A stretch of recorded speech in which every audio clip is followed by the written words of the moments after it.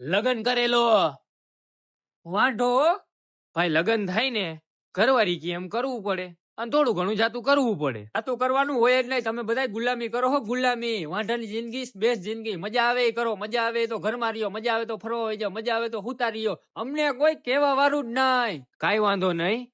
લગન થયા પછી કપડા હે ને ઇસ્ત્રી કરેલા મળે, જમવાનું ગરમ ગરમ મળે. તું સાચું કેતો જ નથી ભાઈ, તું કોઈને સાચું કેતો જ નથી. લગન પછી ડખા થાય, બાંધવાનું થાય, એફઆઈઆર થાય, ઘર કંકાસ થાય. ના, વાંઢાની લાઈફ બેસ્ટ લાઈફ. લગન પછી છોકરા થાય, એનું ભરણ પોષણ એ આપણે જ કરવાનું હોય, બીજા કોઈ આવી ન કરે. મારું પોતાનું ભરણ પોષણ અમારા મા બાપ કરે, તમે એમાં છોકરાનું ભરણ પોષણ ક્યાંથી કરી? વાંઢું જ રહેવાનું છે. લગન પછી ગમે ત્યાં ફરવા જવું હોય ને તો ઘરવાળીને પૂછવું પડે કે અમે જાય કે ન જાય. કાલાવડ થી જુનાગઢ સુધી વહી જાય તોય અમારે કોઈને પૂછવું જ ન પડે, કેમ કે અમે અમારી જિંદગીના ખુદ માલિક છીએ. હું તને લગનના ફાયદા ગણાવી શકું બધાય. હું તને લગનના નુકસાન ગણાવું, આંગળીના ટેરવે ટેરવે કેટલા નુકસાન હે ઈ ગણાવતો ભાઈ. તો અત્યાર સુધી હું કકો કૂટતો હતો ભાઈ, ઈ તો તને કયું નો બધું જણાવતો તો. વટથી વાંઢો.